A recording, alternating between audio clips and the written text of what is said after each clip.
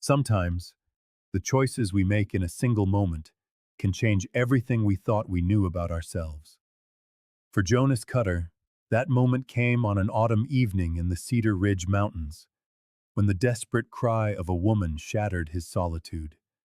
A young boy had stopped breathing down by the creek. Jonas ran without thinking, driven by something deeper than reason. He tended to the child, using ancient knowledge that most had forgotten, refusing to give up even when hope seemed lost.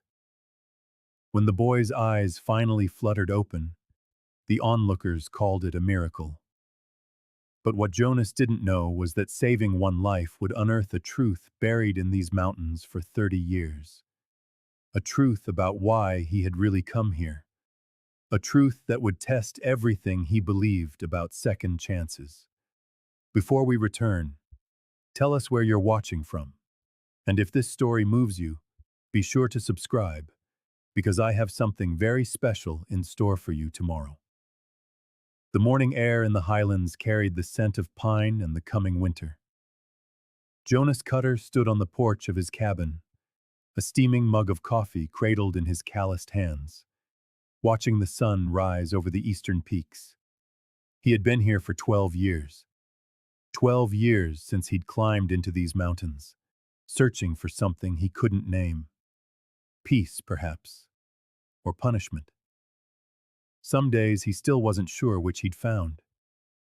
The cabin stood on a natural ledge halfway up the slope, sheltered by towering ponderosa pines on 3 sides and open to the valley below on the 4th. He had built it himself, log by log, in those first desperate months when physical exhaustion was the only thing that let him sleep. The structure was solid, weathered, with a stone fireplace that drew well and a roof that had withstood a dozen harsh winters without complaint. It wasn't much, but it was his. Above the door was a small, hand-carved wooden cross. He'd whittled it on his first night here, when the darkness had felt like it would swallow him whole. He'd worked by firelight, the knife moving almost of its own accord, carving the simple symbol from a piece of scrap pine. He wasn't a religious man, not even before everything had fallen apart. But that night, he had needed something to hold on to. The cross had remained there ever since, aged by sun and storm, a reminder of the broken man who had arrived and the promise he'd made to never again bring harm to another soul. His days followed a rhythm as reliable as the seasons. He'd wake before dawn, tend to his animals, 3 hens, a milk cow named Bess, and an old mule named Stubborn who lived up to his name. He'd chop wood, haul water from the spring, and hunt when his stores ran low. In the summer, he kept a garden that produced more than he needed, and he'd learned to preserve and store for the lean months. In the winter, he trapped mostly for pelts, which he could trade down in Cedar Ridge settlement for the few things he couldn't make or grow himself. The settlement was 3 miles below, visible from his porch as a cluster of wooden buildings huddled around a single dirt road. He had been there maybe 24 times in 12 years, always for supplies, never staying longer than he had to. The people were polite, though wary. They called him the hill hermit when they thought he couldn't hear, and he supposed it was true. He kept to himself, answered questions with as few words as possible, and made it clear he preferred his own company. But being alone didn't mean being lonely. At least, that's what he told himself on the long winter nights when the wind howled through the pines and the cabin felt too quiet. He had his work, his land, his animals. He had the ancient, indifferent mountains that asked nothing of him but respect. He had a sky vast enough to make his troubles feel small. On most days, it was enough. That morning, he planned to work on the cabin expansion he'd started in the spring. The original structure was just 12 by 18 feet, suitable for one man, but he'd decided to add another room, maybe 12 by 12. He wasn't sure why he needed the extra space, perhaps out of habit, or for the simple satisfaction of building something. His hands knew the tools the way some men knew prayer, and there was peace in the work. The lumber was stacked and seasoned, cut from trees on his own land, and milled by hand with a two-man saw that had cost him 2 prime beaver pelts and a week's worth of venison. The foundation stones were set, level and solid. He'd framed the walls already. Now it was time for the roof beams. Hard work, the kind that would leave his muscles aching in that good way that promised a deep sleep. He set down his coffee mug and walked to the worksite. His tools were laid out with military precision, a habit from another life he couldn't shake, even when he wanted to. Hammer, saw, level, square, plane, all well kept and sharp. He believed in respecting his tools. They were honest things, did exactly what they were made to do, no more, no less. The first beam was already cut to length, a handsome piece of pine with no knots or splits. He'd saved it special, knowing it would bear the weight of the entire corner of the roof. He wrestled it into place, balanced it on the temporary supports, and began marking where the mortise and tenon joints would go. The work demanded concentration and precision. A mistake here would weaken the whole structure. The sun climbed higher, warming his back as he worked. Sweat soaked through his flannel shirt. Despite the autumn chill, he fell into the rhythm. The old dance of measure twice, cut once, fit and adjust, and fit again until the joint seated as if it had always belonged. This was meditation for him, the making of things that would outlast him, that would stand long after he was dust. Around midday, he stopped for water and a piece of dried venison, standing in the shade and looking out over the valley. From up here, he could see the ribbon of the creek as it ran past the settlement, the small fields where people tried to coax a living from the rocky soil, the trail that snaked up into the higher mountains, where the old mining claims lay abandoned, slowly being reclaimed by the wild. Cedar Ridge had been a gold rush town once. 40 years ago, before Jonas was even born, men had poured into these mountains, chasing dreams of wealth, tearing at the earth with pickaxes and dynamite and desperate hope. Most found nothing. A few struck it rich, built their small empires, and then watched the veins run dry and the dreams die. The ones who stayed were the stubborn ones, the ones who'd put down roots too deep to easily pull up, who'd learned to make a life from timber and cattle and the hard, simple work of just surviving. Jonas understood them, even as he kept his distance. They were refugees, too, in their own way, running toward something or running away from something. In the end, it didn't much matter. The mountains didn't care about your reasons. They either killed you or they made you strong enough to live there. And that was the only judgment that mattered. He returned to his work, setting the second beam. The sun wheeled across the sky, marking time in the shifting of shadows. His hands moved with sure confidence, driving pegs, checking angles, making adjustments so small only he would notice. But he noticed, and that mattered. If you couldn't take pride in doing a thing well, what was the point of doing it at all? The afternoon stretched long and golden, with that particular quality of autumn light that made everything look as if it were remembering summer. The aspens in the valley were turning, splashes of yellow and gold against the evergreen. Soon the first snow would come, locking him in for the winter months. He needed to get this roof finished before then, get it shingled and sealed against the weather. He was squaring the third beam, hammer raised for the first tap, when he heard it. A sound that did not belong to the mountain's silence. A woman's voice, sharp and filled with terror, echoing through the pines from somewhere down near the creek trail. "He's not breathing! Someone help! He's not breathing!" Jonas froze, hammer still in the air, every muscle suddenly taut. For a beat, he didn't move, didn't breathe, caught between the present moment and a flood of memories he'd spent 12 years trying to drown.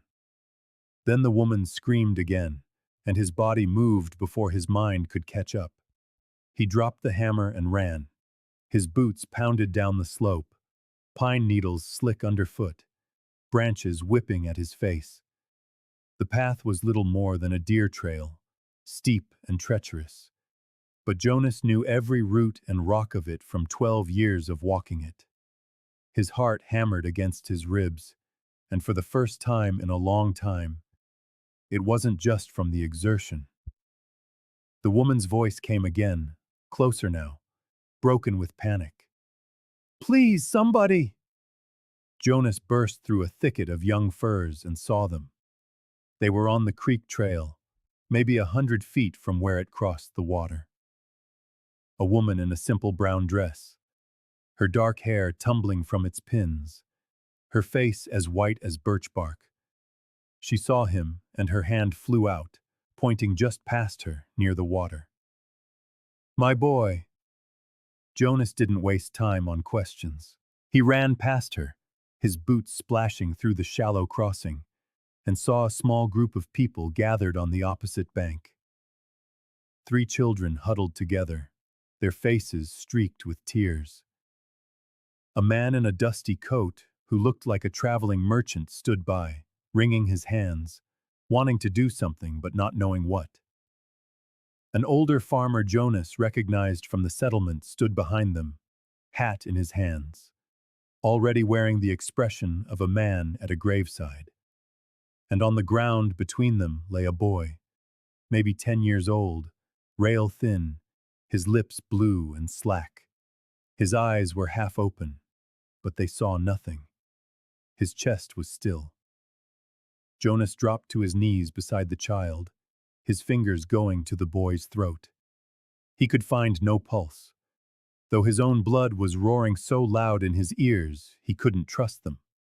The boy's skin was cool but not cold. Minutes, then. Maybe only minutes. "What happened?" Jonas's voice was steady. Years of command training kicked in without permission. The woman had followed him, sinking to her knees on the boy's other side, her hands hovering over him as if she wanted to touch him, but was afraid. "We were coming back from the upper meadow. The children wanted to see the aspen colors. Thomas, his name is Thomas. He said his leg hurt and then he just fell, and he stopped breathing." Jonas's eyes went to the boy's leg. His trousers were torn at the calf, and beneath he could see 2 small, already swelling puncture marks, the skin around them red and angry. "Snake bite," he said. "Rattler, most likely. They're sluggish this time of year, but still dangerous." The merchant made a strangled sound. "Then he's lost. I saw a man die of a rattler bite once. Nothing to be done." "Quiet," Jonas said, not looking at him. His mind was racing, dredging up memories he had tried to bury years ago, before the army, before everything went wrong. He'd spent a summer with an old trapper named William Stokes. Bill had traveled with the Shoshone for a time, learned their ways of healing and medicine. He had shared some of that knowledge with Jonas during long nights around a campfire. "You know a cure?" The woman's voice was desperate, latching on to the hope in his tone. "Some of the old ways. No promises. Please." Her hand shot out, grabbing his arm. "Please, just try. He's like a son to me." Jonas met her eyes for half a second. Deep brown eyes filled with pain and fear, and something else he couldn't name. Then he turned back to the boy. "First, the venom. It would be spreading through the small body, working its way to the heart. He needed to slow it. Jonas pulled the knife from his belt, a razor-honed blade he kept sharp enough to shave with. The woman gasped, but she didn't stop him. He made a small X-cut over each fang mark, just deep enough to draw blood. The farmer made a protesting sound, but Jonas ignored him. He put his mouth to the wound and sucked hard, then spat. The taste was bitter, wrong. He repeated the process, again and again, spitting a mixture of blood and venom onto the ground beside him. "Mary and Joseph," the merchant whispered. Jonas pulled back and wiped his mouth.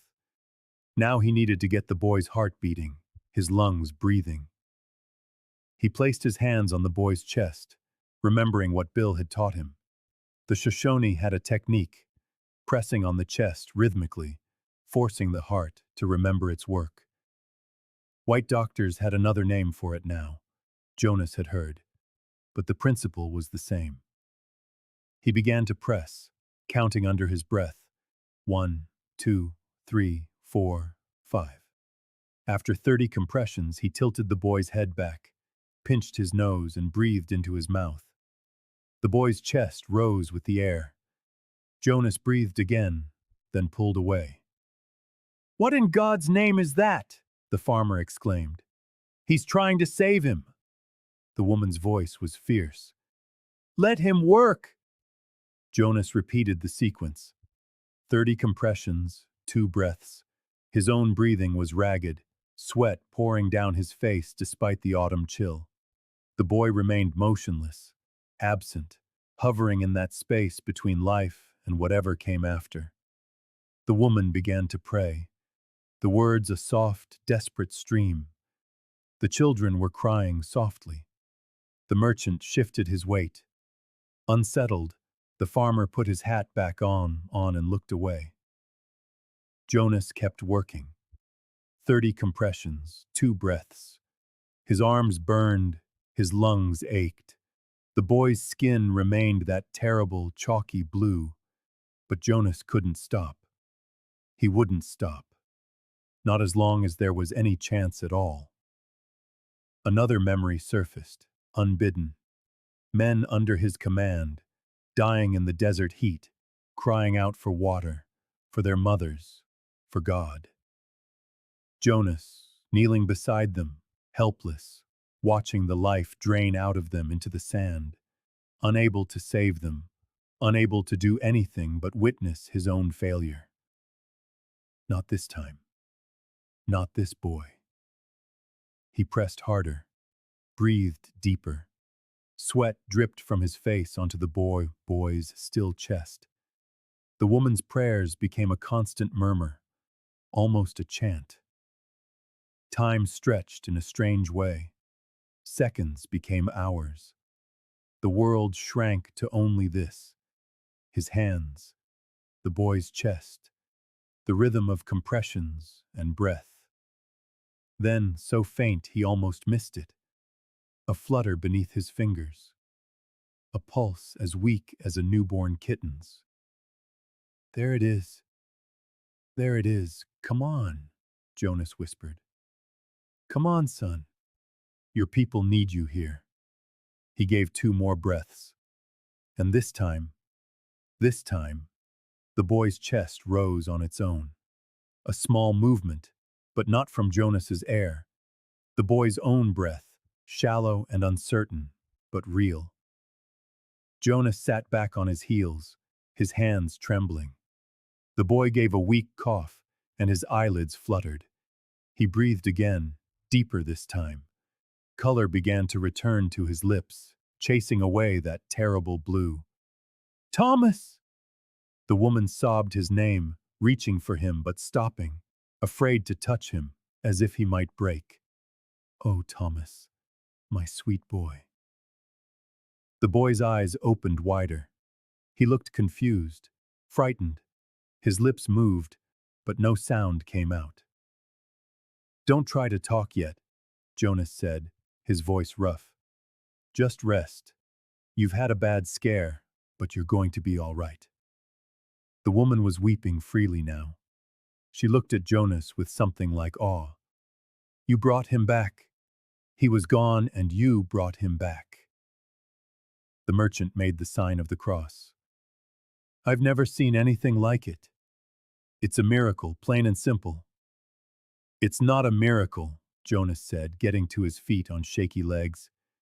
It's just old knowledge, medicine from people who understood how the body works. But the farmer was shaking his head, his time-weathered face transformed by something close to reverence.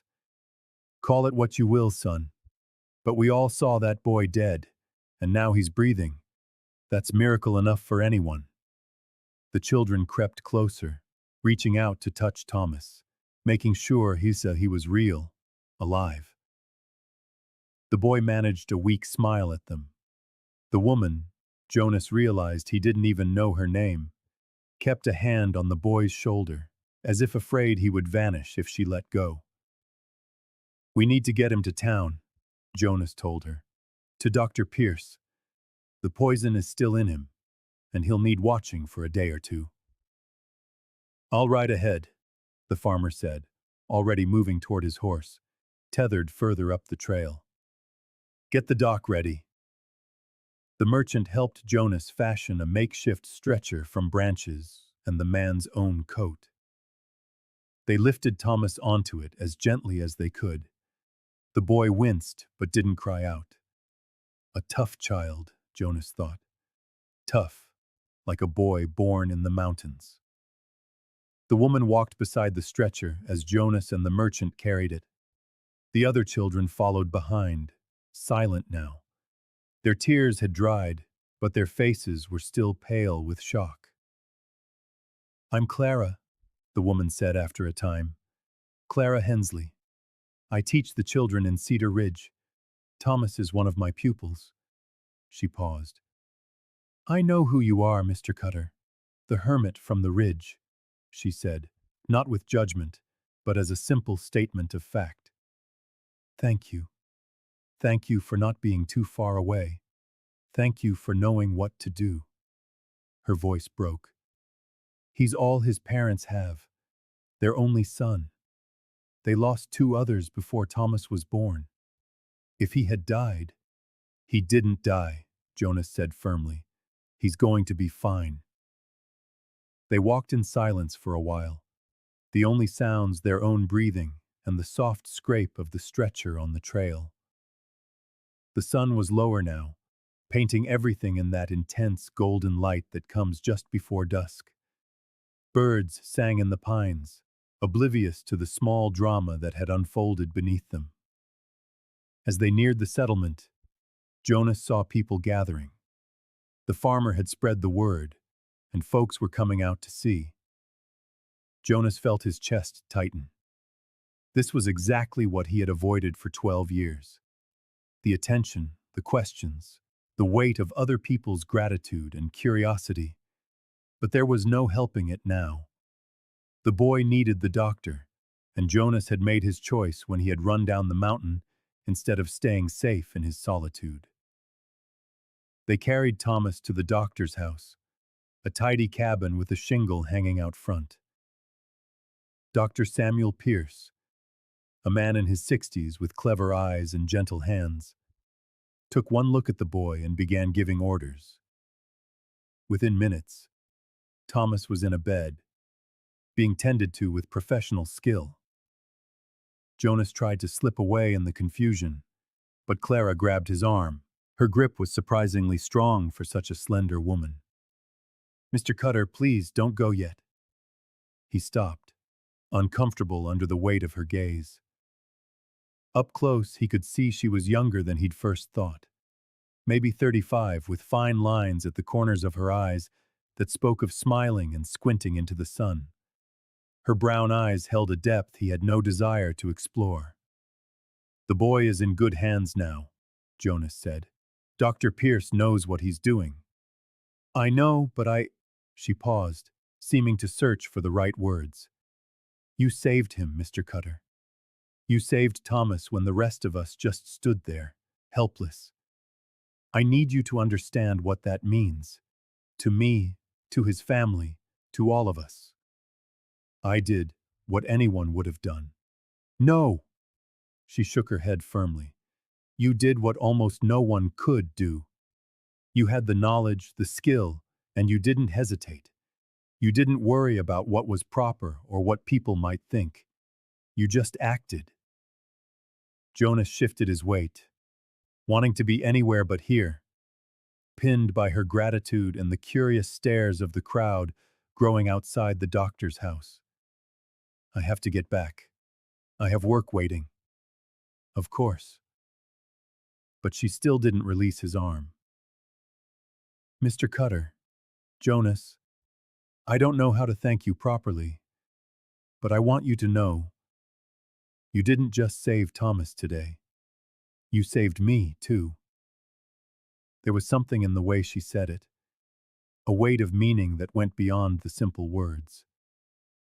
Jonas looked into her eyes and saw an old, deep pain there, and a kind of desperate relief that made his own throat tighten. Ma'am, he managed, then gently pulled his arm free and backed away, before she could say more. The crowd parted for him, people murmuring their thanks and their amazement. He heard the word miracle more than once. Someone touched his shoulder as he passed. Another called out a blessing. Jonas kept his head down and his stride steady until he was clear of the settlement and back on the trail to his cabin. Only when he was alone among the trees did he stop and allow himself to tremble. His hands were shaking, his breath was short, and for a moment the world spun around him. He had touched life today, held it in his hands, fought for it, and won. After 12 years of believing he had no right to anyone's life, not even his own. The sun was setting as he climbed back to his cabin. The half-finished rafter was still where he'd left it, his hammer on the floorboards beside it. His cup of coffee sat on the porch rail, cold now, forgotten. Everything was exactly as it had been a few hours ago, yet nothing was the same. Jonas picked up the hammer and stared at it for a long moment. Then he went inside, found the tin box he kept under a loose floorboard, and took out the tarnished military medal he had buried there 12 years ago. He held it in his palm, feeling the familiar weight, and for the first time since he'd come to these mountains, he didn't feel as if its weight might crush him. That night, he slept more soundly than he had in years. 3 days passed before Jonas saw another soul. 3 days of working on the cabin, trying to fall back into the comfortable rhythm of solitude, only to find the rhythm no longer fit. His hands knew the motions, measuring, cutting, fitting, fastening, but his mind kept wandering down the mountain to the settlement. He wondered how the boy was recovering, if the poison had left any lasting damage. He wondered if Clara Hensley was back to teaching her students, then told himself it didn't matter. The boy was alive, in good hands, and Jonas had done what needed to be done. That should have been the end of it. He should have been able to return to his life as it was, to the careful isolation he had so deliberately built. But on the 4th day, they came. Jonas was splitting firewood behind the cabin when he heard horses on the trail. He set down his axe and went around to the front, wiping sweat from his brow despite the cool morning air. 2 riders were approaching, a man and a woman on a sturdy bay horse, leading a pack mule laden with goods. The man dismounted first, middle-aged and weathered, with the calloused hands of someone who works the earth. The woman followed, younger, with the same dark hair as the boy. The man approached, hat in hand. "My name is Robert Brennan. This is my wife, Margaret. We're Thomas's parents." Jonas gave a curt nod, suddenly self-conscious. "How is the boy?" "He's alive, thanks to you." Margaret Brennan's voice broke on the words. Dr. Pierce said a few more minutes, and we would have lost him. The poison would have reached his heart. He's a strong boy, Jonas said. You did well, Mr. Cutter. Robert stepped closer, his face etched with emotion. We don't have much. We're farmers, and this land doesn't give up its bounty easy, but we wanted to bring you something. To show our gratitude, he said, gesturing to the mule. Jonas saw sacks of flour and cornmeal, jars of preserved vegetables, smoked meat wrapped in cloth, and what looked like a new wool blanket. That's not necessary, Jonas began, but Margaret cut him off. Please, let us do this. You have to understand. Her voice trembled. Thomas is our only living child. We lost 2 before him. Sarah was a stillbirth, and Michael was taken by a fever when he was just 3. When Thomas was born, healthy and strong, we thought we had finally been blessed. Then, when he stopped breathing, when I thought we were going to lose him, too. She couldn't go on. Robert put an arm around her shoulders. What my wife means to say, Robert continued quietly, is that Thomas is everything to us, our whole world, and you gave him back. There's no gift that can match that. But please, let us offer what we can. Jonas looked at them, saw the sincere gratitude and pain in their faces, and knew that refusing would hurt them more than accepting. I appreciate it. Thank you. They helped him unload the mule, carrying the supplies into his cabin. Margaret's eyes widened slightly as she took in the Spartan interior, the single room, the narrow cot, the few pieces of handmade furniture, the notable absence of anything personal. But she said nothing, only helped arrange the foodstuffs on his shelves. Thomas wanted to come, Robert said as they worked. He's been asking every day if he's well enough to make the ride up here. The doctor says maybe another week. He doesn't need to do that. He wants to thank you himself. Robert hesitated. He's been talking about you non-stop, about what you did, how you knew exactly what to do. He thinks you're some kind of hero. Jonas felt his chest tighten. I'm not. To him you are. To all of us, Margaret said, touching his arm gently. I know you keep to yourself, Mr. Cutter.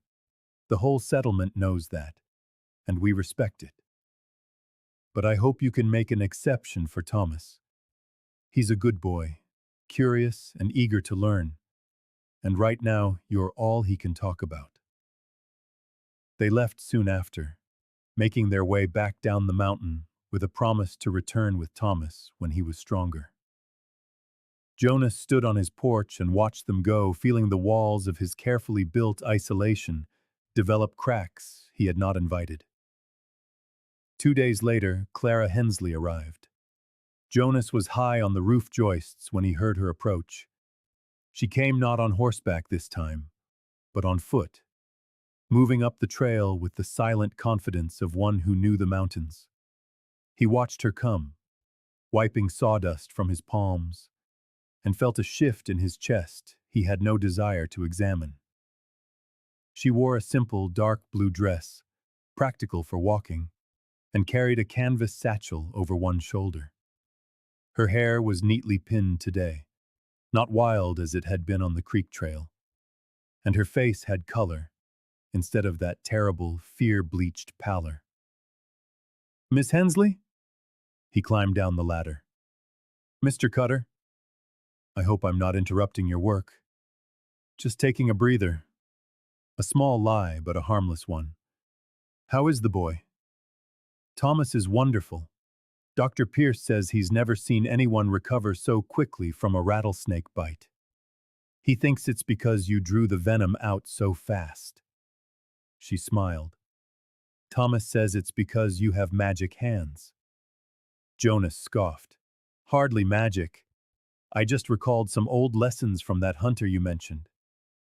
When he looked surprised, she added, "You said something about old medicine when you were treating Thomas.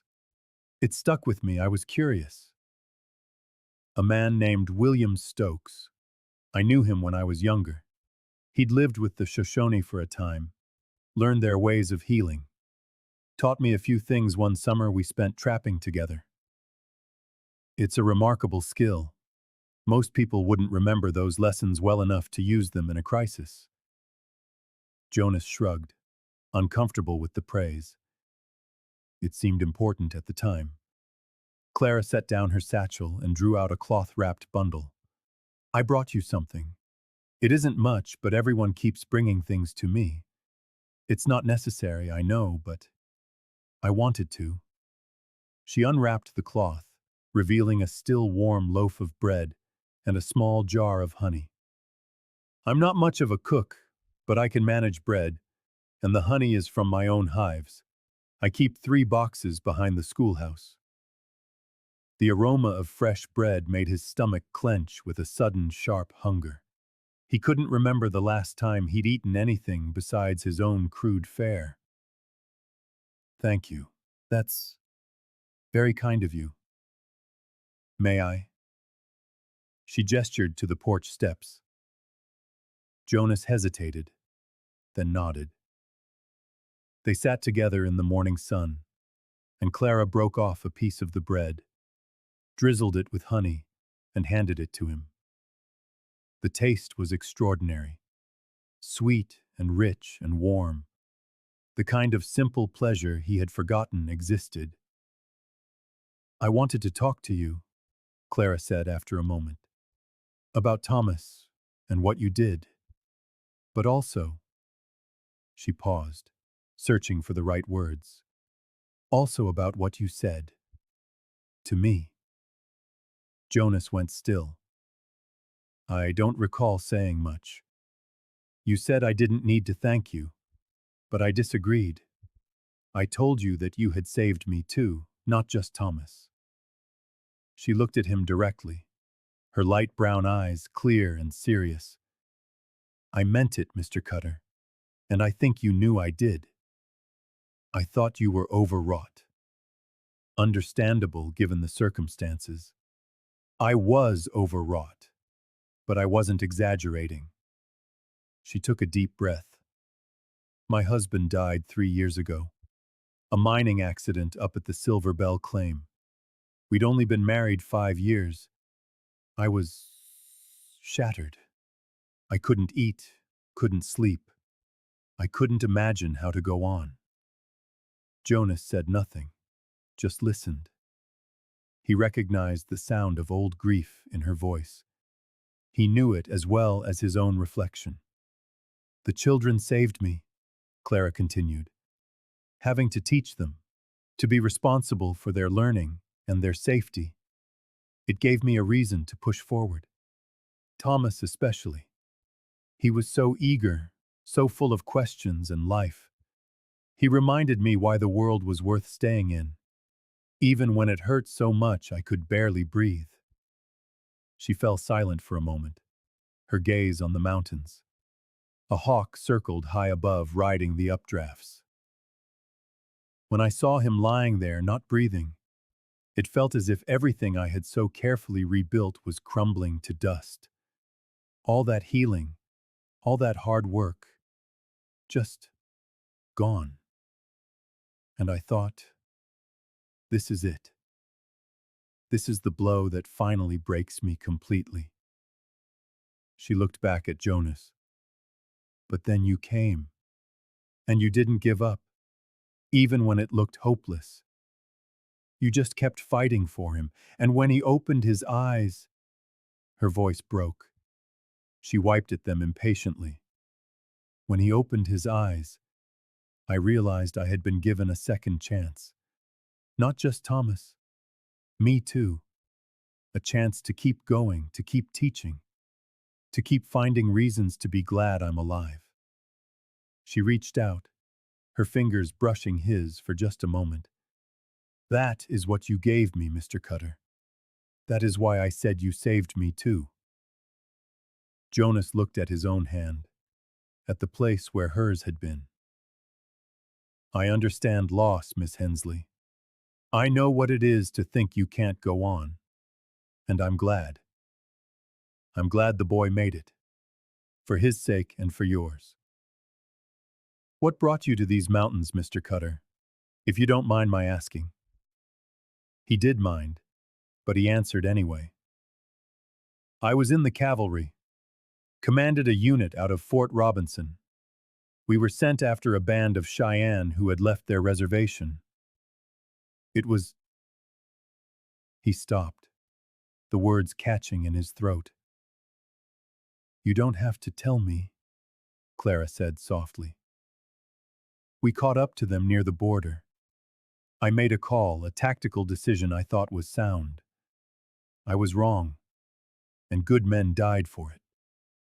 Men under my command. Men who trusted me. He stared at the mountains, seeing something else entirely. I couldn't stay in the service after that. Couldn't look at another soldier without seeing the faces of the men I'd led to their graves. So I came here. Figured if I couldn't be trusted with other people's lives, I ought to stay away from them. But you saved Thomas. That was different. How? Jonas had no answer for that. They sat in silence for a time, the sun warming the wooden steps, the breeze carrying the scent of pine in the coming winter. Finally, Clara stood, brushing down her skirts. I should be getting back. I left the children with Mrs. Peterson, and she'll be wanting her lunch soon. She picked up her satchel, then paused. Mr. Cutter, Jonas, we're having a small gathering this Sunday. Just folks from the settlement, sharing a meal after the church service. Nothing fancy, but I would very much like for you to come. I know you're not one for gatherings. I'm inviting you anyway. She smiled at him then, and it transformed her face, making her seem younger, lighter. Thomas will be there. He'd be so happy to see you. I'll think on it. That's all I ask. She started down the path, then turned back. Thank you for the talk, Jonas, and for your honesty. It means more than you know. He watched her disappear into the trees. Then he sat alone on his porch for a long time, the taste of honey still sweet on his tongue, wondering what, precisely, he had just allowed to begin. The weeks that followed settled into a rhythm Jonas hadn't expected. Thomas came every Saturday, arriving mid-morning with a lunch his mother had packed, and eyes bright with a willingness to learn. Jonas started him with the basics: how to hold a saw properly, how to read the grain of the wood, how to use a plane to smooth a board. The boy was careful and attentive, soaking up knowledge like dry earth soaks up rain. Clara visited twice more, bringing bread or preserves, staying to talk on the porch as the autumn sun wheeled across the sky. She told him about her students, the challenges of teaching 8 different ages in a single room, about her struggles with loneliness and her small victories over grief. Jonas found himself sharing more than he'd intended. Not everything, not the worst of what he carried, but enough that she began to understand the shape of his isolation. He went down to the settlement twice more for the Sunday gatherings. The people grew less wary of him, more welcoming. Sheriff Garrett asked his opinion on a dispute between 2 ranchers over water rights, and Jonas was surprised to find his old officer's training useful in seeing both sides clearly. Dr. Pierce wanted to know more about the Shoshone healing techniques, taking notes as Jonas explained what he remembered of old Bill Stokes's teachings. The cabin roof was finished before the first snow, tight and weatherproof. Jonas built a small table for the new room, then a bookshelf, though he had few books to put on it. The space felt less like an addition now, more like a preparation for something he couldn't quite name. But the tracks kept appearing. Not every day, but often enough for Jonas to know It wasn't his imagination. Someone was watching, circling his property, always keeping to the tree line. He never saw who it was, and the few times he tried to follow, the tracks vanished on rocky ground that left no sign. It was on a cold, late October morning that things began to shift. Jonas was in his barn, checking his supplies, when he found the old surveyor's map tucked behind some loose boards. The paper was water-stained and brittle with age, but the lines were still sharp. Property boundaries, creek beds, mineral claims from the gold rush days. He carried it into the light, studying it more closely. Most of the names meant nothing. Defunct mining operations, long-abandoned homesteads. But then he saw it, in the careful script of whoever had drawn the map. A Cutter's claim, marked near a remote canyon about 5 miles northeast of his cabin. Jonas stared at the name, his own name, and felt a cold knot form in his stomach. He'd never looked into the history of the land when he'd bought it from the bank 12 years ago. He had only wanted isolation, distance, a place to disappear. The fact that the area was called Cedar Ridge had seemed a meaningless coincidence. But what if it wasn't? He took the map to Cedar Ridge that afternoon and found Sheriff Garrett in his small office. The sheriff studied the map with interest, tracing the lines with a weathered finger. "This is an old one," Garrett said. 40, 50 years at least, from the first rush when folks were staking claims all through these mountains. He tapped the mark for Cutter's claim. "You think it could be family?" "I don't know. I was orphaned young. Never knew much about where my family came from. The name could be a coincidence." Garrett looked at him. "But you don't think it is, do you?" "I don't know what to think. Is there anywhere I can look at records? Old deeds, that sort of thing?" "The settlement keeps some archives. They're not much, and they're in a hell of a mess. But Clara Hensley has been trying to sort through them. A project with the older students, she says, teaching them local history." Garrett rolled the map carefully. "She might be able to help you look." Jonas found Clara at the schoolhouse, working at her desk as the afternoon light slanted through the windows. She looked up as he entered, and her face lit in a way that made his chest tighten. "Jonas, what a surprise." Then she saw his expression. "What is it?" He showed her the map, explained about the name. Clara studied it with growing interest, then stood with sudden purpose. "Come with me. The archives are in the church basement. It's a disaster, but if there's any record of that claim, it'll be there." They spent the rest of the afternoon and into the evening sifting through boxes of old documents, deeds, claim filings, letters, and diaries from the first settlers. The air was thick with the scent of aged paper and dust, and the candlelight made reading difficult. But Clara was methodical and patient. It was Clara who found the first real proof, a deed record from 1854 for a Daniel Cutter, filing a gold claim in the Northeast Canyon. Jonas took the paper with a trembling hand, staring at the name. Daniel Cutter, his grandfather's name.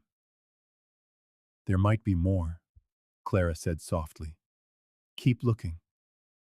There was more. Much more. Daniel had been one of the founding settlers of Cedar Ridge. The records showed him owning significant land, participating in community decisions, a respected and active man in the settlement. There were mentions of his wife Emma and a son born in 1855, a son named Jonas. Clara read from a faded letter. Jonas Jr., born April 3rd, 1855. Jonas felt the room tilt slightly on its axis. His own name. His father's name. It was no coincidence. What happened to them? He asked, his voice rough. Why doesn't anyone remember? Clara kept searching, her movements growing more urgent. She found it near the bottom of a box. A sheriff's report from November of 1856. Daniel Cutter was reported missing. His claim abandoned. His wife and infant son left the settlement shortly after. Destination unknown. There's a note here, Clara said. Her voice hushed as she read. It says he was investigating suspicious activity in the canyons.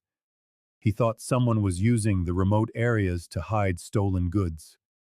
He was planning to inform the territorial marshal, but she looked up at Jonas, her eyes wide. He vanished before he could. A cold certainty settled over Jonas, hard as bedrock. They killed him. Jonas's voice was flat. Whoever he was investigating, we're not sure. Yes, we are. Jonas shot to his feet, pacing the tight confines of the cellar. It's why Emma left. She was terrified, for herself and for the baby. She had to run. Jonas, even if that's true, it was 70 years ago. Whatever happened then is long over. Is it? He spun to face her. Someone's been watching my property. I've been seeing tracks for weeks, and now I find out my family owned this land, and my grandfather vanished under suspicious circumstances. You think that's a coincidence? Clara's face went pale. You think someone knows about the connection? That they're interested in that gorge, and they don't like you living on the land that gives you access to it? Jonas raked a hand through his hair in frustration. I need to see that place. I need to understand what Daniel was investigating. Then I'm going with you, Clara said. No. She rose, her chin set stubbornly. If you're right, if something dangerous is going on, you need someone who knows where you are. Someone to call for help if you don't come back. Her voice softened. Besides, I've spent 3 years hiding from life, Jonas. Teaching those children brought me back. But it wasn't quite enough. This is helping you, uncovering the truth about your family. It feels important. Real. I'm not staying behind. Jonas looked at her, saw the resolve in her eyes, the way her hands were balled into fists at her sides. He recognized that stubborn courage. He'd seen it in the men he'd commanded, the ones who followed him even when they were afraid. All right, he said finally. But we tell the sheriff first. If something goes wrong, someone needs to know where to look. They found Garrett in the saloon, nursing a quiet drink after his rounds. As Jonas explained what they'd discovered and what he planned to do, the sheriff's expression grew serious. If there's something happening in those canyons, Jonas, it's my job to investigate, not yours. With all due respect, Sheriff, you've got a whole town to look after, and whoever is out there is interested in me specifically. Let me see what I can find out. If there's trouble, I'll report back. Garrett studied him for a long moment. You've got a military background. I've heard the talk.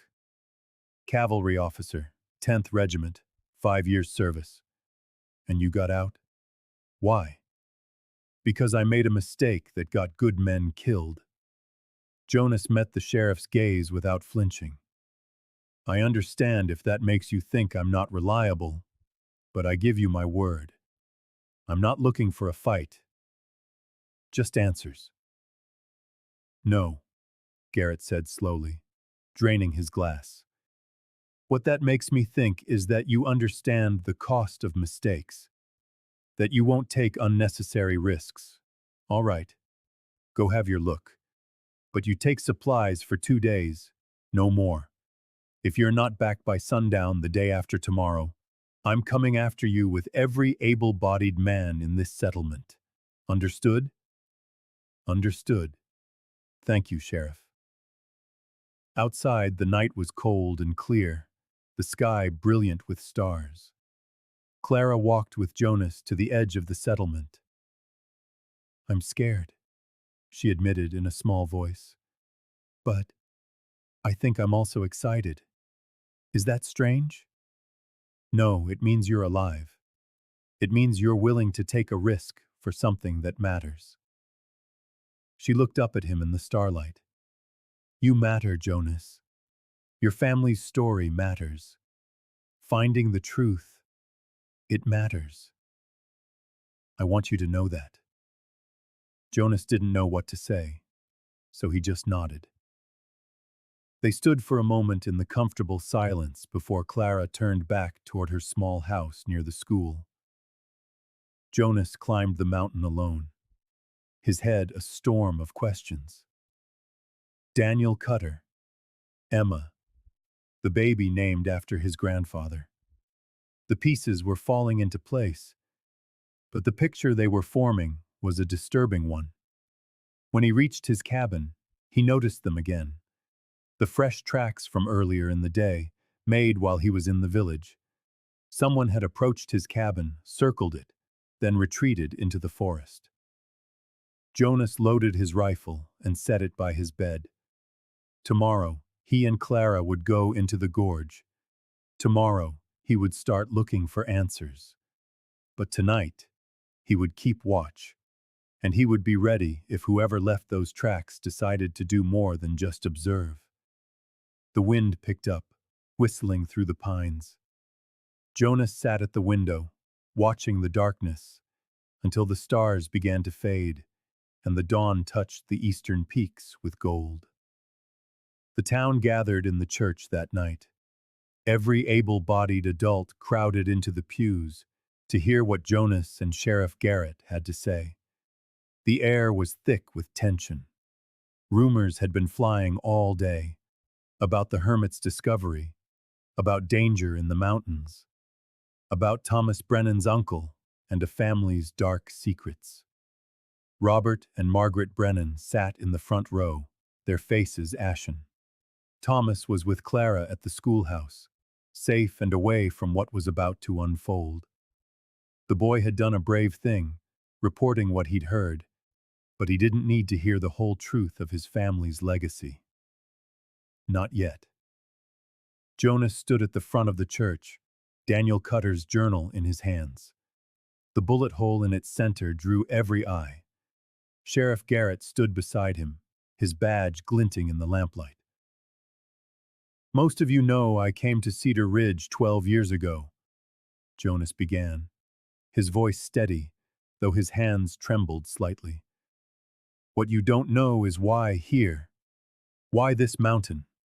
I thought it was chance, it wasn't. He held up the journal. This belonged to Daniel Cutter, my grandfather. He lived here 70 years ago. He owned the land I live on now. He was one of your town's founders. By all accounts, a good man. Respected. Honest. A murmur rippled through the crowd. People leaned forward, listening intently. In the summer of 1856, Daniel uncovered a criminal operation using the remote canyons to hide stolen gold. He planned to report it to the territorial marshal. Jonas's voice thickened as he opened the journal to the last, blood-stained page. But before he could, he was murdered. His wife and their newborn son, my father, had to flee for their lives.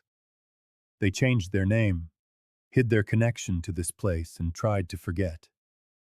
He set the journal gently on the pulpit. Today, Clara Hensley and I found his remains. We found proof of what happened. And we found something else. Evidence that the same gang is still operating, still using those canyons, still hiding their contraband. The murmurs grew louder, more agitated. Sheriff Garrett held up a hand for silence. Now comes the hard part. Garrett said. The gang that killed Daniel Cutter called themselves the Brennan Gang, and we have reason to believe that Marcus Brennan, Robert's brother, is involved in the current operation. The church erupted. People shouted questions, demanded answers. Some surged to their feet in anger.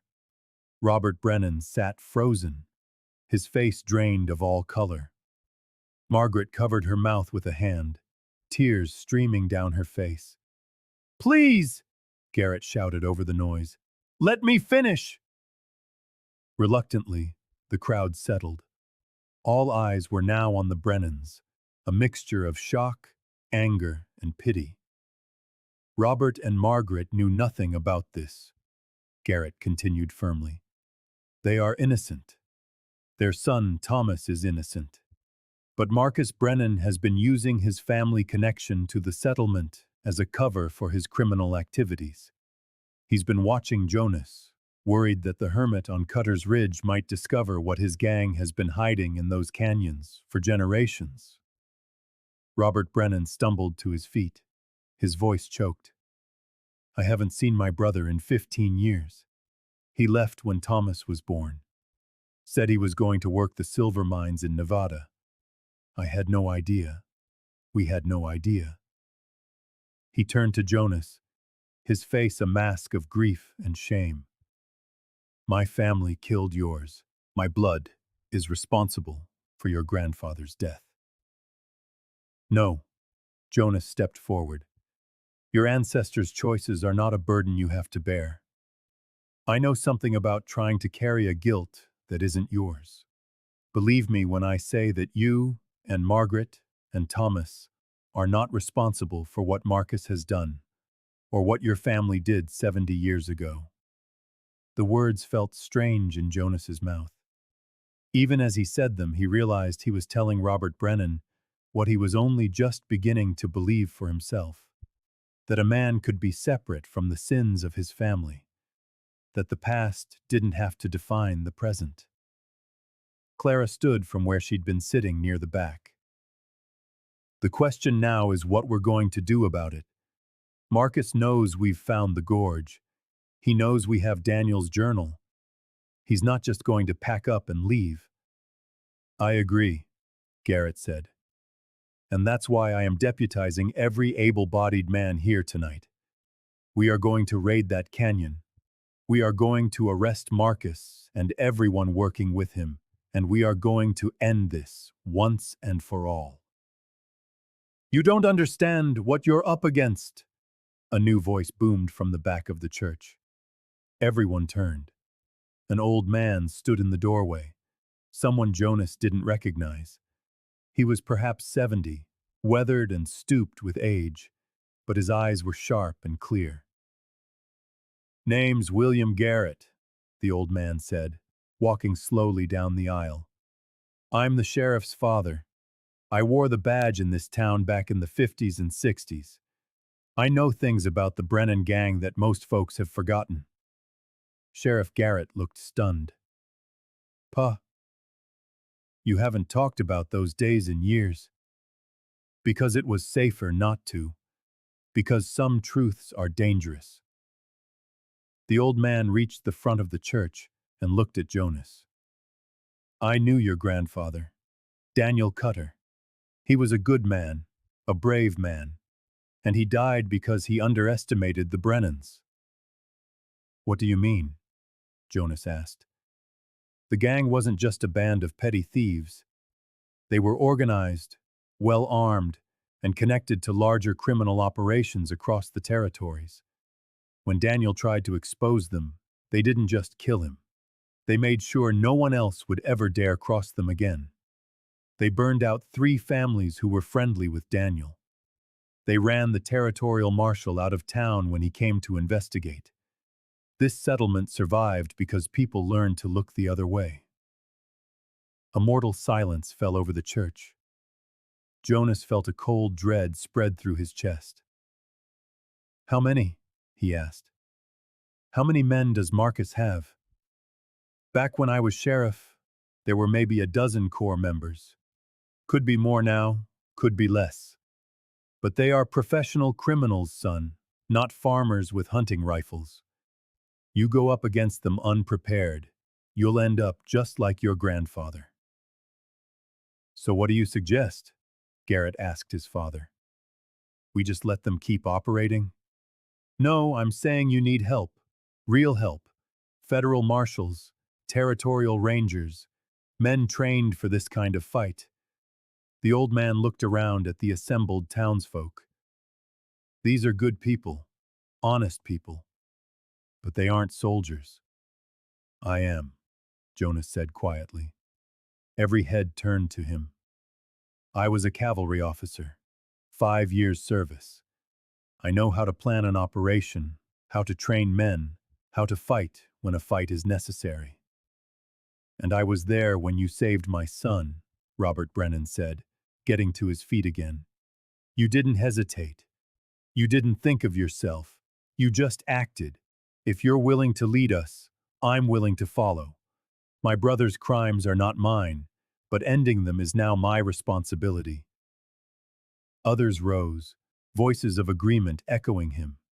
Ranchers, farmers, the blacksmith, the general store owner, men who had never fired a shot in anger but were willing to learn, willing to fight for their home. Jonas looked at them, felt the weight of command settle on his shoulders again. The same weight that had crushed him 12 years ago, when his decisions had led to the deaths of good men. His hands began to shake. Then Clara was beside him, her hand on his arm, steadying him. You are not the same man you were, she said softly, for his ears only. You've learned. You've grown. You can do this. Jonas looked into her eyes and saw a faith he didn't feel he deserved, but desperately needed. He thought of Daniel Cutter, writing that last letter to a son he would never see grow up. He thought of Thomas, bright-eyed and innocent, saddled with a family legacy he hadn't chosen.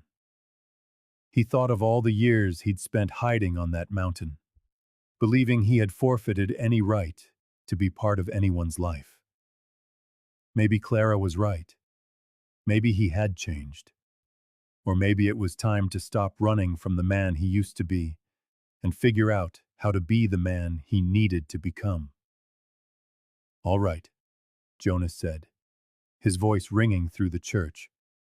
Here's what we're going to do.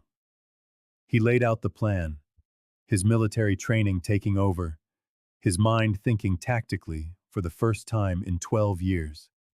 First, they would need reconnaissance, to understand how many men Marcus had and how well armed they were. They would need to train the volunteers in basic formations and tactics. They would need to send for federal help, but that would take time, weeks, maybe months. They had to be ready to act on their own. In the meantime, they would establish defensive positions around the settlement, set up watch rotations, and ensure that no one was ever left alone or vulnerable. Marcus would likely try to strike before they could properly organize. They had to be ready. As Jonas spoke, he watched the faces in the crowd shift from fear to determination. They were scared, yes, but they were also angry. Tired of being threatened, tired of looking the other way, tired of letting Brennan's gang operate with impunity in their mountains. Old man William Garrett listened intently, nodding occasionally. When Jonas had finished, the old man spoke. It's a good plan, son. Your grandfather would be proud. But there's one more thing you need to know. He paused, his gaze sweeping across the church. The Brennans have always had inside information. Someone in Cedar Ridge has been feeding them tips for years. Someone right here in this room. A dead silence fell. People looked at one another with a sudden, sharp suspicion. Who? Sheriff Garrett demanded. If you know who the informant is, I'm not certain. That's the problem. But I know there is one. How else would Marcus have known Jonas was in the canyon today? How else does he always seem to be one step ahead? The old man's eyes roamed the crowd. "One of you has been betraying this town, and until we know who it is, we can't fully trust anyone." Jonas felt the fragile unity he had been building begin to crack. Doubt seeped in. Suspicion. Fear. This was how the Brennans had held power for so long, not just through violence but through division, by making people afraid to trust their neighbors.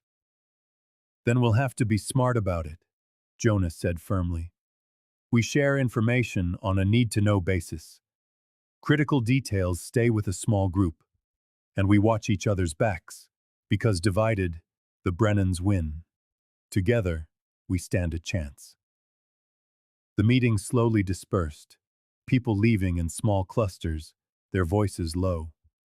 Jonas noticed how they gravitated toward those they knew best, those they trusted most. The informant's existence had poisoned the well, just as intended. Clara stayed behind with Jonas and the Garretts. "What now?" she asked. "Now we prepare," Jonas said. "And we wait for Marcus to make his move. Because he will. He can't afford to let us organize." Robert Brennan approached them, Margaret at his side. "I want to help," Robert said. "Whatever you need. The crimes of my brother. I can't undo them, but I can fight against them." "I know you can," Jonas said. "And I'm glad to have you with us." After everyone else had gone, Jonas stood alone in the empty church, Daniel's journal still on the pulpit. He picked it up, felt its weight, the bullet hole that had ended his grandfather's life.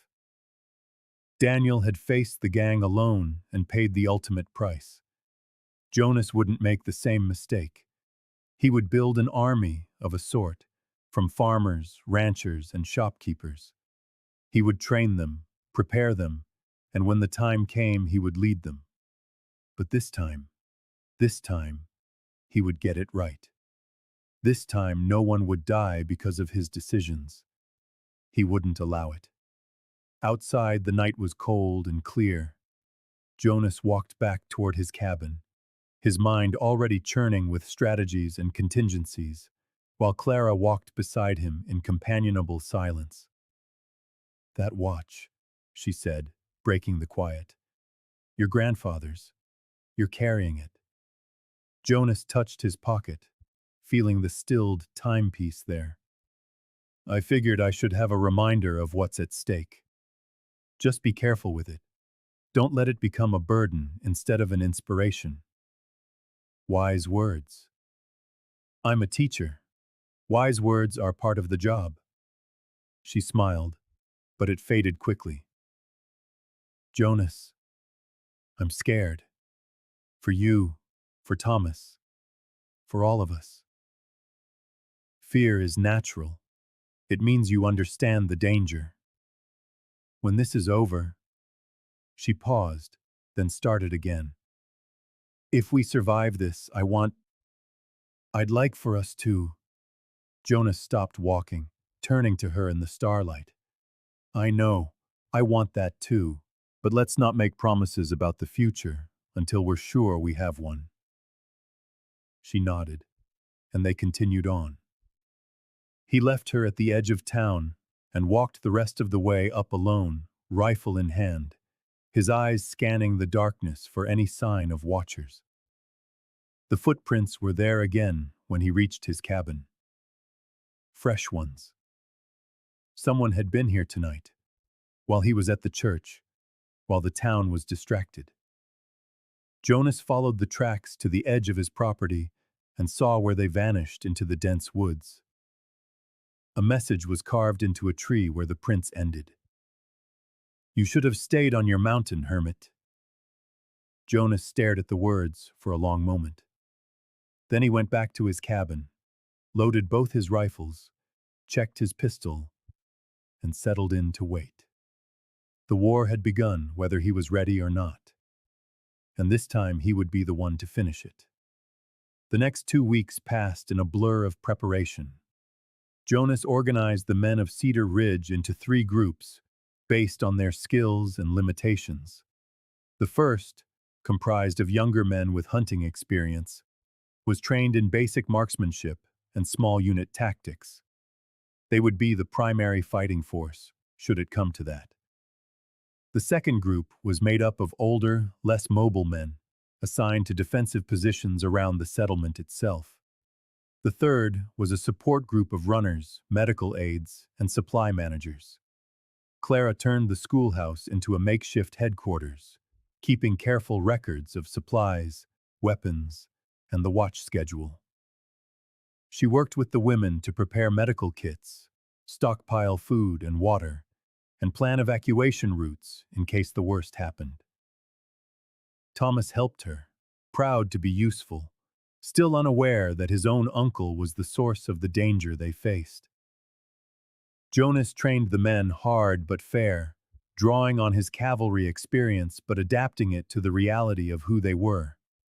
Civilians defending their homes, not professional soldiers. He taught them how to move quietly through the woods, how to communicate with hand signals, and how to establish overlapping fields of fire. Most importantly, he taught them when not to fight, how to recognize when retreat was the smarter option. Sheriff Garrett proved a solid second in command. He knew the people, knew the land, and had a calm authority that kept panic at bay. His father, old William Garrett, shared insights from his years as sheriff, the locations of possible hideouts, the gang's preferred routes, and the tactics they had used in the past. But the waiting was fraying everyone's nerves. Marcus Brennan and his gang made no move, sent no more messages. The footprints around Jonas's cabin stopped appearing. It was as if they had vanished into the mountains, and the uncertainty was almost worse than a direct confrontation. On the 10th day of preparation, a stranger rode into Cedar Ridge. He was young, maybe 25, with the hard eyes of someone who had lived a difficult life. He wore 2 pistols and had a repeating rifle in his saddle scabbard. People moved out of his way as he rode down the main street, their hands drifting toward concealed weapons. Sheriff Garrett met him in front of the general store. "Can I help you, friend? I'm looking for a man named Jonas Cutter. Heard he might be in these parts." Jonas stepped out of the hardware store, where he had been checking on ammunition supplies. "I'm Cutter." The stranger sized him up with cold, gray eyes. "I've got a message for you. From Marcus Brennan." "I'm listening." "He says you made a mistake digging up the past.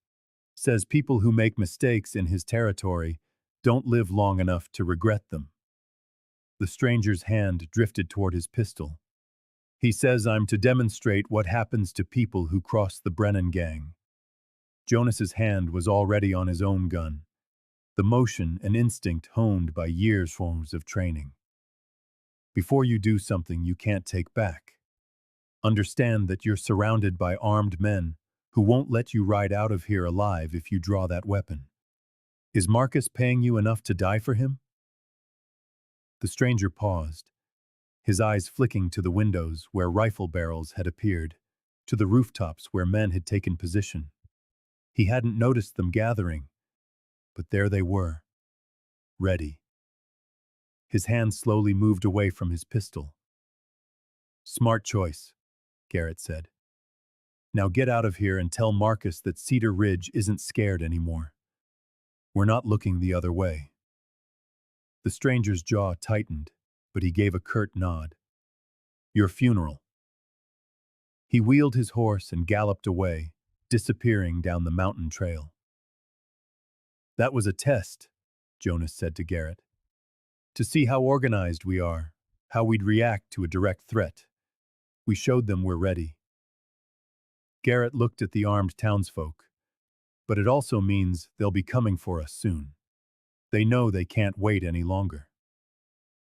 That night, Jonas called a meeting with his key leaders: Garrett, Old William, Robert Brennan, Dr. Pierce, and Clara. They gathered in the church basement, away from prying eyes. We can't just sit here and wait for them to come to us, Jonas began. We need to force their hand, draw them into a fight on our terms, not theirs. How? Robert asked. We don't even know exactly where they are. We know they're using the canyon. That's their base of operations, where they stage all the contraband they run. Jonas spread the old topographical map on the table. What if we make them think we're planning to raid the place? We'll be obvious about it, even careless. We'll let the informant report it all back to Marcus. Clara understood immediately. You want to set a trap? Make them think we're vulnerable? Exactly. Marcus will want to hit us before we can hit him. If we give him what looks like an obvious opportunity, he'll take it. You're talking about using yourself as bait, Clara said, her voice tight with worry. I'm the one they want dead the most, which is why it will work. I'll make a show of preparing an assault on the canyon, taking men, supplies, moving out openly. Marcus will either ambush me on the trail, or he'll wait until I'm gone and attack the town. Jonas looked around the table.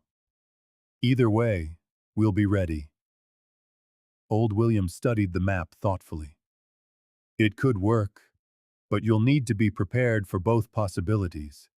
If they hit you on the trail, you need enough real strength to survive it. If they hit the town, the people you leave behind need to be able to hold them off. I've thought of that. Jonas pointed to a narrow section of the trail leading to the canyon. Here, a natural choke point. If Marcus ambushes us on the trail, we can fall back to this position and make a stand. Rocky terrain, good cover, limited approaches. We'd have the high ground. And if they attack the town? Dr. Pierce asked. We fortify the church and the schoolhouse.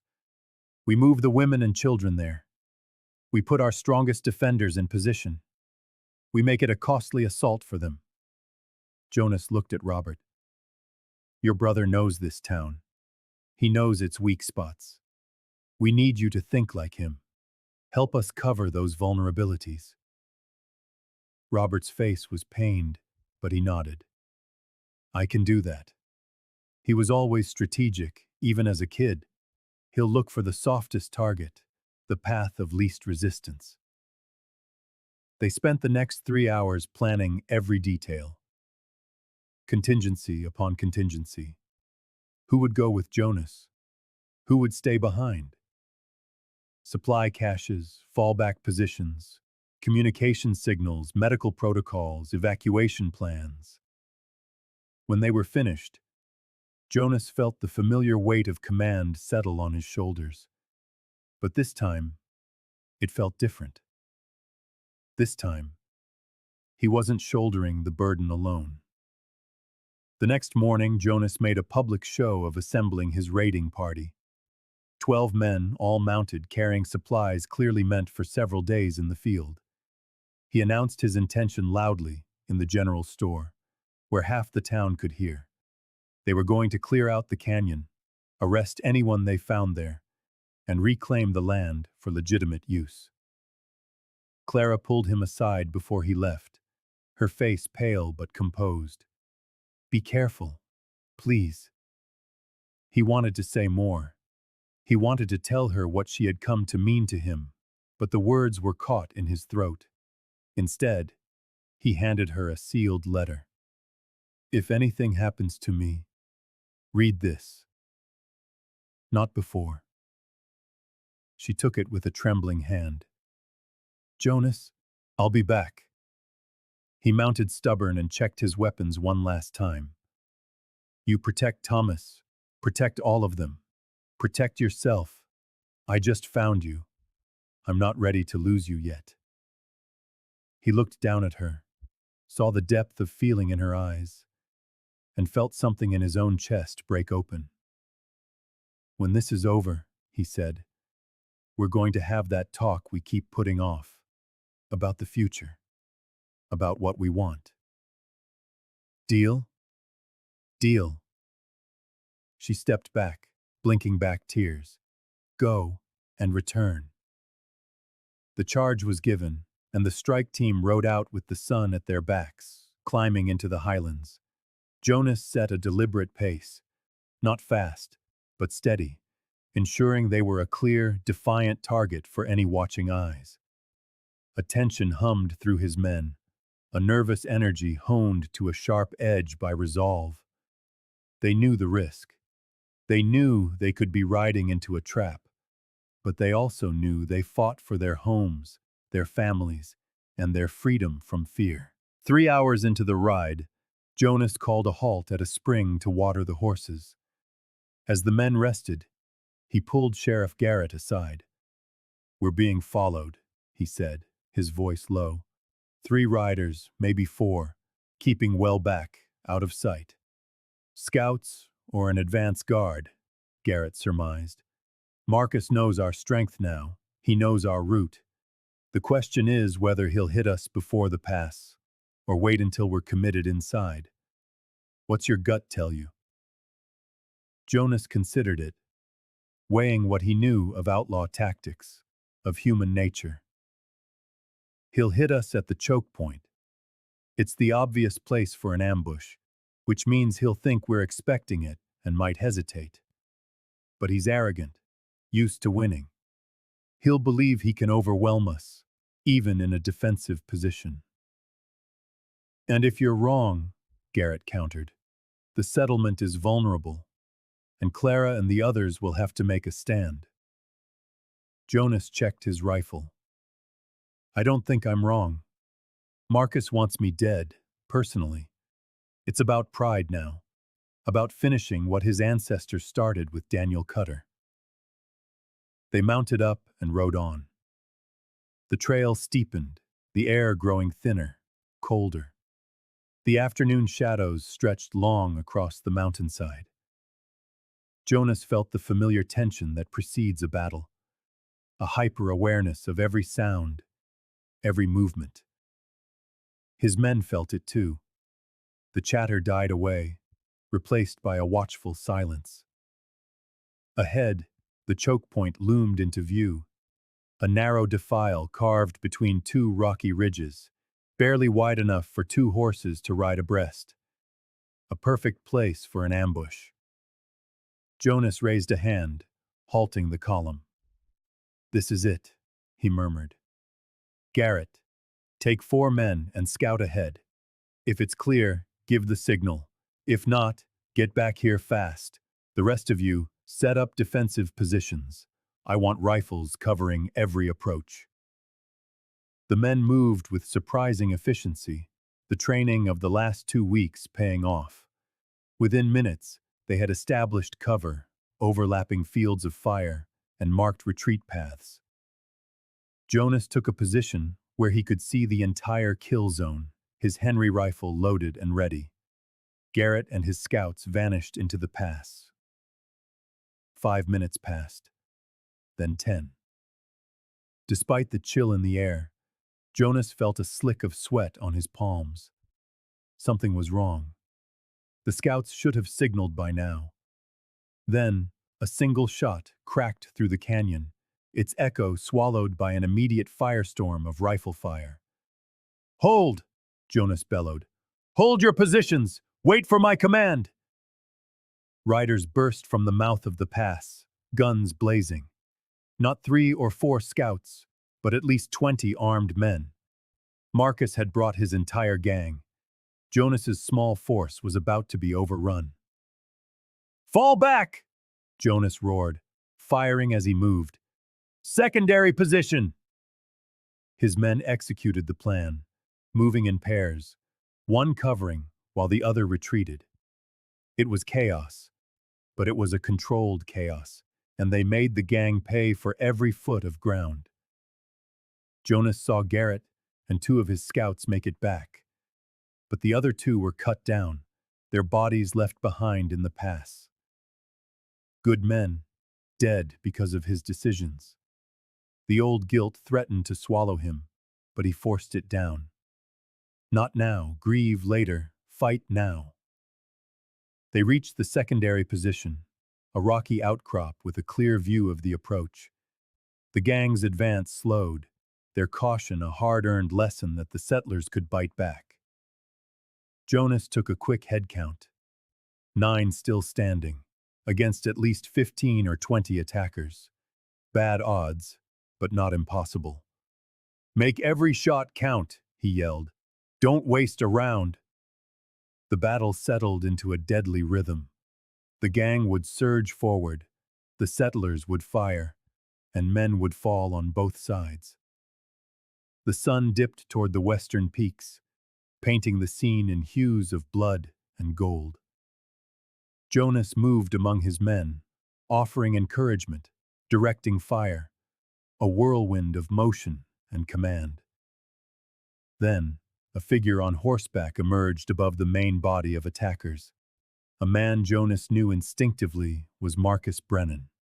He had the same build, the same features as Robert, but where Robert's face held a deep kindness, Marcus's was a mask of cold calculation. "Cutter!" Marcus's voice boomed across the battlefield. "This doesn't have to end in a slaughter. Give me the journal, and I'll let you and your men walk away." Jonas yelled back, "Not a chance, Brennan. Your grandfather made that same mistake. Look where it got him. It gave him a legacy worth dying for.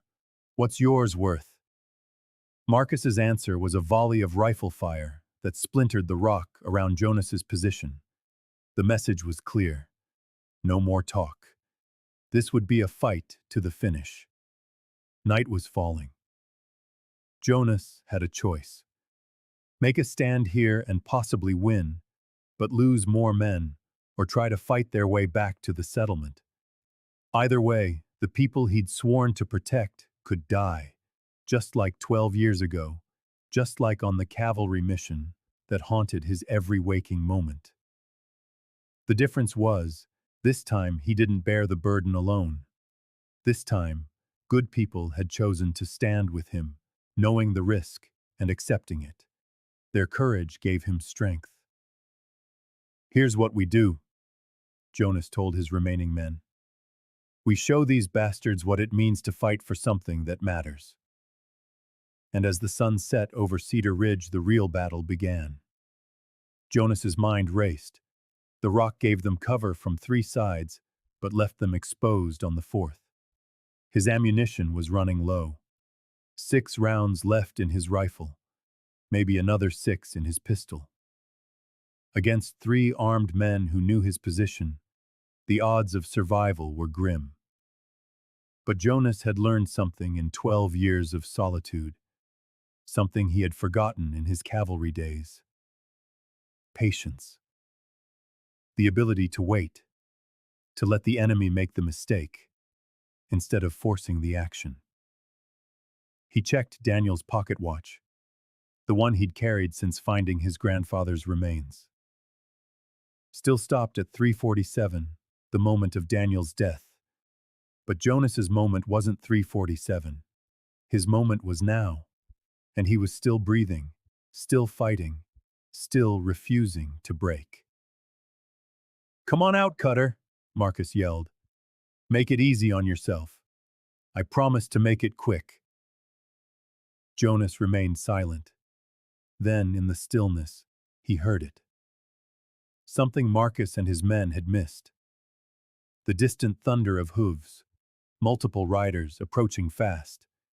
It was either reinforcements from the settlement responding to his signal, or more of the gang closing in. Jonas had to assume the worst. He pulled Daniel's journal from his coat and looked at the bullet hole one more time. His grandfather had stood alone, and he had died. But Jonas didn't have to. He had Clara waiting for him, had Thomas learning to carve wood with his careful young hands. He had Sheriff Garrett and Robert Brennan, and a whole town of people who had chosen to fight rather than bow to fear. That was the difference between then and now. Daniel had fought alone because he had no choice. Jonas had a choice. He could die here defending a principle, or he could survive and live for something better. The hoofbeats grew louder. He risked a glance over the rock and saw them.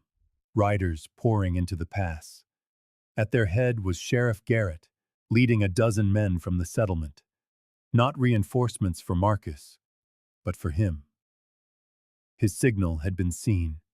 Help had come. Marcus saw them too, his face twisted with rage and something else. Fear, perhaps, or the realization that he had finally, truly lost. "Kill him!" he shrieked at his remaining men. "Kill him now!" The last two gang members charged Jonas's position together, firing as they came. Jonas rolled left and came up shooting. The first man went down, clutching his leg. The second squeezed off a wild shot that clipped Jonas's shoulder. But Jonas's return fire was true. The man dropped and didn't move. That left Marcus. He stood alone in the middle of the pass, rifle still in hand, but the wild look in his eyes said he knew it was over. "It's done, Marcus," Jonas called out, rising slowly from his cover. "Your men are dead or captured. The town knows everything. There's no running from this." Marcus's voice was raw with fury. 7 decades. My family ran these mountains. 7 decades. And you come here with your righteous cavalry bullshit and tear it all down. Your family murdered my grandfather, terrorized innocent people, and ran a criminal enterprise that has poisoned this entire territory. Jonas walked slowly toward him, rifle at the ready, but not aimed. This was always going to end, Marcus. The only question was how many more people had to suffer first. "Like you're any better," Marcus spat. "I've heard the stories about you, Cutter. About that cavalry mission gone wrong. The men who died under your command. You're just as much a killer as I am." The words struck Jonas like physical blows. He stopped, the old guilt rising like bile. "You're right," he said, his voice quiet but clear. "I got men killed. I made bad calls, tactical errors that cost lives. I've carried that weight for 12 years. He took another step forward. "The difference is, I learned from it. I learned that running from responsibility doesn't ease the guilt. I learned that the past shapes you, but it doesn't have to define you. And I learned that sometimes you get a second chance to do better, to be better." You had that same chance, Marcus. You could have walked away from your family's legacy and built something honest. Instead, you chose to keep the violence going. Sheriff Garrett and his men fanned out across the pass, their weapons trained on Marcus. There was no escape. Marcus seemed to realize it too. His shoulders slumped, the rage draining out of him, leaving only a tired man facing the end of everything he had ever known. "Are you going to kill me?" he asked. "Finish what your grandfather started?" Jonas thought about it. How easy it would be to pull the trigger, to end the Brennan gang once and for all with a single bullet. For vengeance, for justice, for all the reasons Marcus deserved to die. Then he thought of Thomas, the boy learning to shape wood, carrying the Brennan name but none of its sins. He thought of Clara, who had taught him that the past did not have to be a prison. He thought of Daniel Cutter's last words to his infant son. "I hope you have the courage to stand." Jonas lowered his rifle. "No, you'll stand trial. You'll answer for your crimes under the law. That's how justice works when you stop running from it." As he moved, the 70-year-old slug from Daniel's journal fell from his pocket, clinking against the canyon rock. Jonas picked it up, holding it in the moonlight. One bullet that had taken one life and started a cycle of violence and fear that had spanned generations. He hurled it with all his strength into the darkness beyond the pass. He heard it clatter against the rocks, then silence. Lost for good. Some symbols didn't need to be kept. Some cycles needed to be broken. "Sheriff," Jonas said, "he's all yours." Garrett and two of his men moved in, disarming Marcus and binding his hands. The battle was over. Cedar Ridge was free. Jonas realized he was shaking as the adrenaline faded. His shoulder burned where the bullet had grazed him, and exhaustion hit him like a physical weight. Garrett steadied him with a hand on his arm. "You did good, son. Real good. Your grandfather would be proud." Jonas looked around the pass, at the place where Daniel had died standing for what was right. "I hope so," he said. "I truly hope so." They rode back to Cedar Ridge as dawn broke over the mountains, painting the peaks in shades of rose and gold. In more ways than one, it was a new day. 3 months later, Jonas stood on the porch of his finished cabin, watching the first true snow of winter settle on the mountains. The new room was done, properly shingled and weatherproofed, with a stove that kept him warm on the coldest nights. But the cabin felt different than when he'd started it. Less like a fortress against the world, and more like a home that welcomed it in. Marcus Brennan and the surviving members of his gang were tried and convicted. The territorial judge came all the way from Denver, drawn by the dramatic tale of a 70-year-old crime finally brought to justice. Marcus was serving 20 years in the territorial prison. The others received lesser sentences, except for two who had chosen to cooperate with the authorities, revealing the full extent of the gang's operations across 3 territories.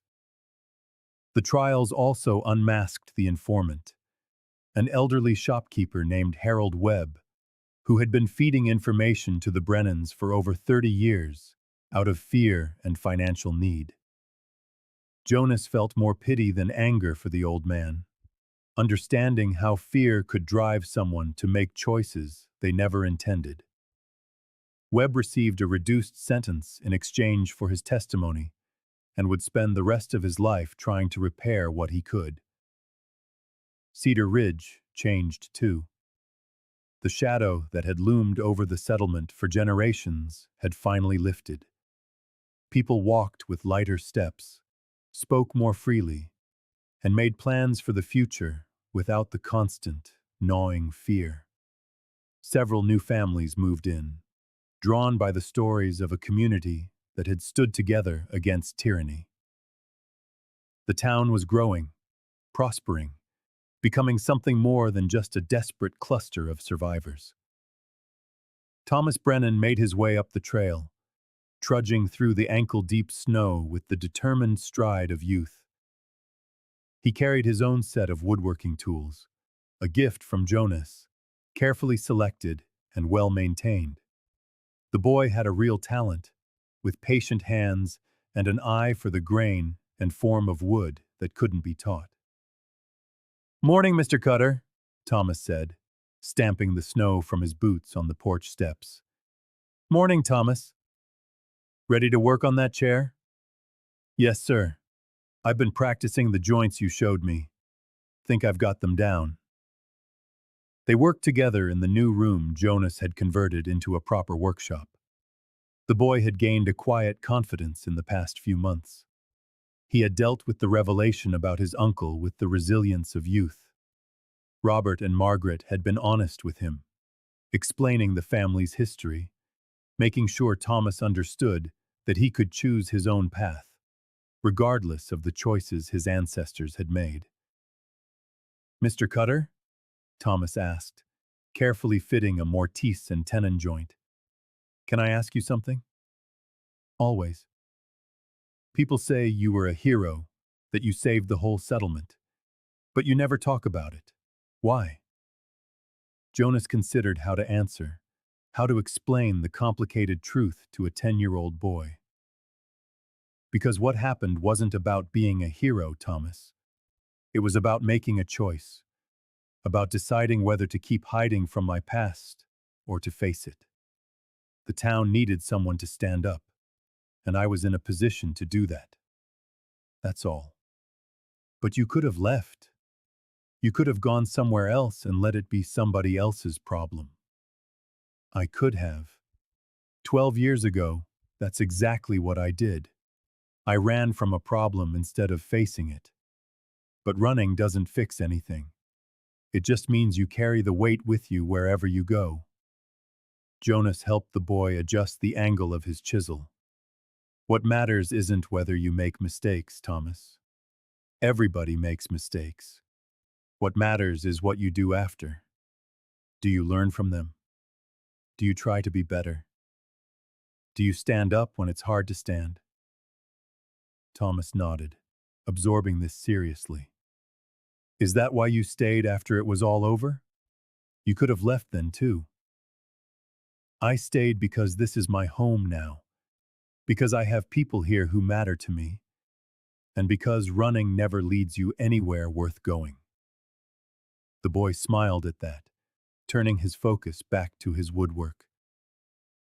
They worked in companionable silence for another hour, before Thomas had to head back to town.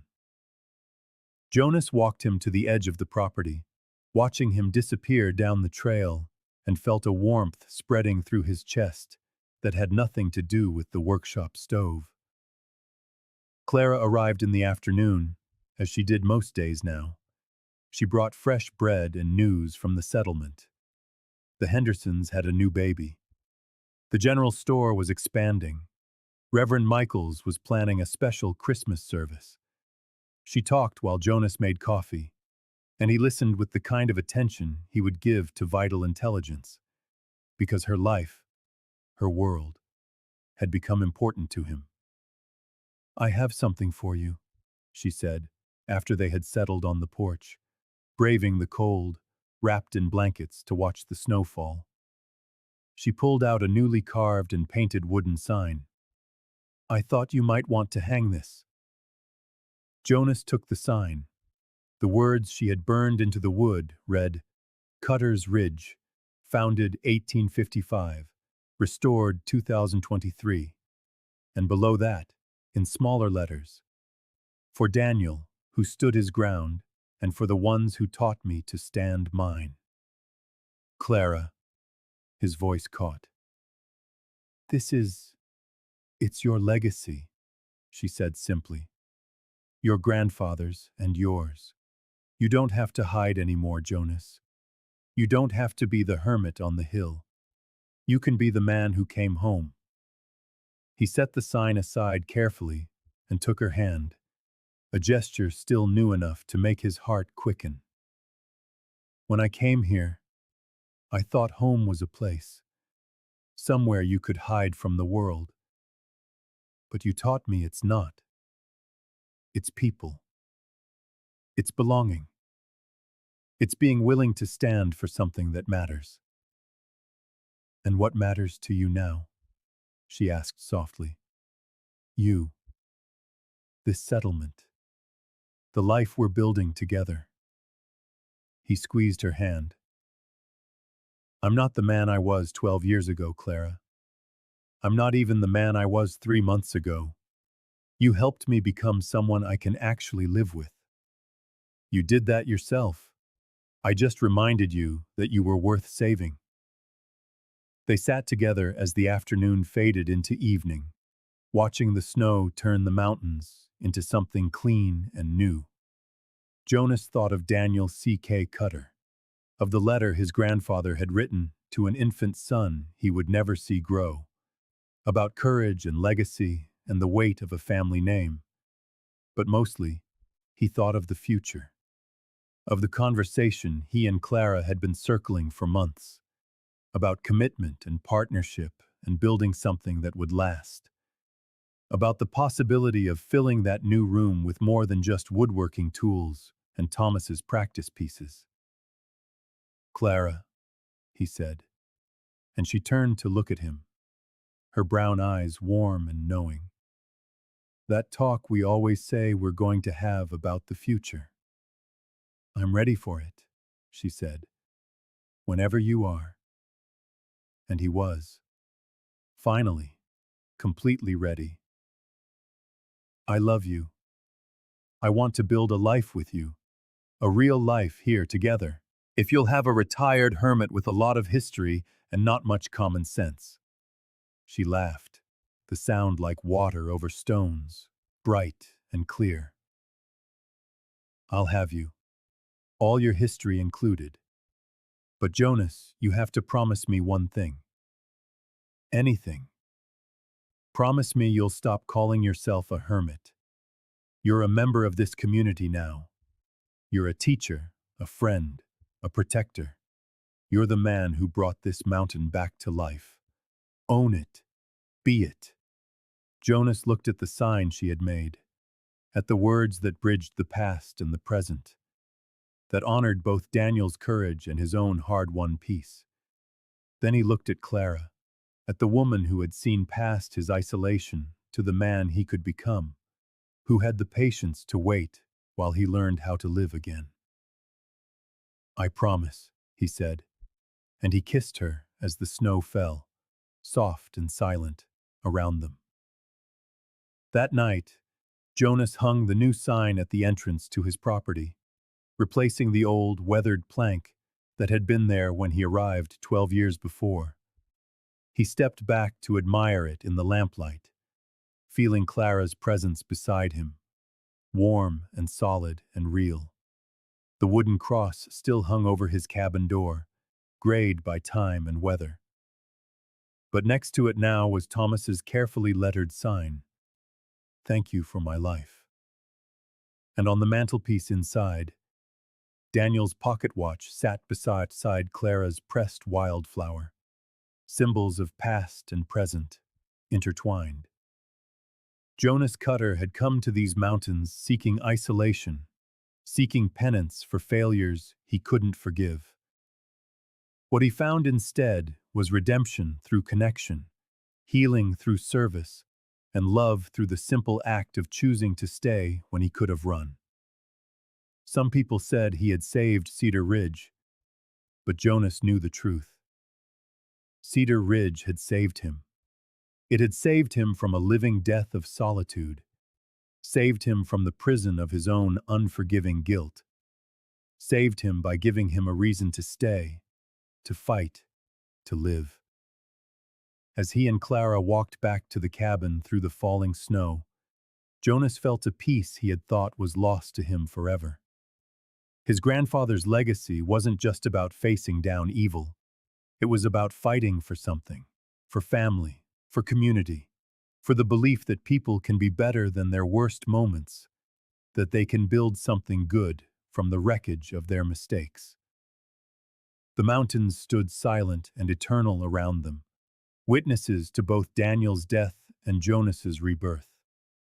And somewhere on the cold winter wind, Jonas could almost hear his grandfather's voice, approving, proud, at peace. The hermit on the ridge was gone.